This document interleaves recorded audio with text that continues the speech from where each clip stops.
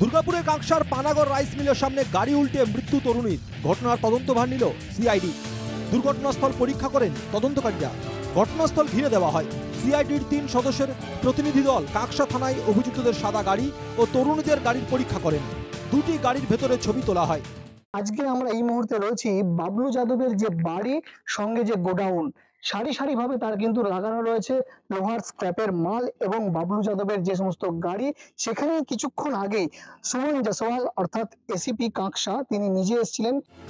অভিযুক্ত বাবলু যাদবের বাড়ি ও গোডাউনে যায় পুলিশ। বাবলু যাদবের স্ত্রীকে জিজ্ঞাসাবাদ করা হয়।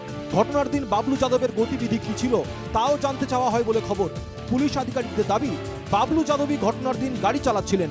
শীঘ্রই বাবলু যাদবকে গ্রেপ্তার করা হবে বলে জানান কাঁকসার এসিপি সুমন জয়সওয়াল। দেখলেন এসিপি সুমন জয়সওয়াল বাবলু যাদব ছিল। হ্যাঁ, আমরা খুব শীঘ্রই বাবলুকে ধরে। আরেকবার স্যার, আরে ভাই এটা লোক রেকর্ড বাবলু যাদব বাবলু গাড়ি চালাচ্ছিল। হ্যাঁ, আমরা কারোর সাথে কন্ট্যাক্ট করতে পারি। প্রশ্ন উঠছে, কোথায় বাবলু যাদব? বাবলু যাদবের বাকি সঙ্গীরাই বা কোথায়? ঘটনার পর থেকে বাড়ি ফেরেননি বাবলু যাদব। ঘটনার পর থেকে বেপাত্তা তাঁর সঙ্গীরাও।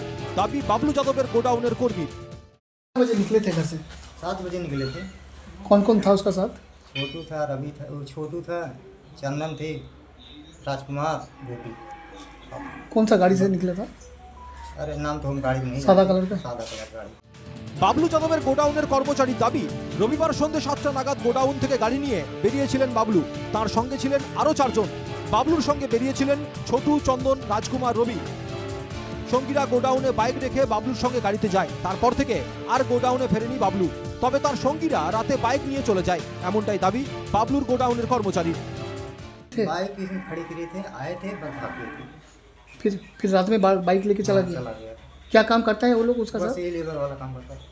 কিন্তু রাত্রেবেলায় যে সমস্ত যাদের সঙ্গে বেরিয়েছিলেন, যাদের নাম তিনি বলছেন, তারা কিন্তু এইখান থেকে বাইক নিয়ে বেরিয়েছিলেন। সেই বাইকগুলি কিন্তু তারা রাত্রেবেলায় দিয়ে চলে যায় এবং তারপর থেকে তাদেরও কোনো হোশ ফেরেনি, দেখা পাওয়া যায়নি এই চত্বরে, জানাচ্ছেন এই যিনি দেখাশোনার দায়িত্বে রয়েছেন তিনি। দেখা যাক এখন বাবলু কবে গ্রেপ্তার হয়। দুর্গাপুর থেকে সাদর রিপোর্ট, এনকেটিভি বাংলা।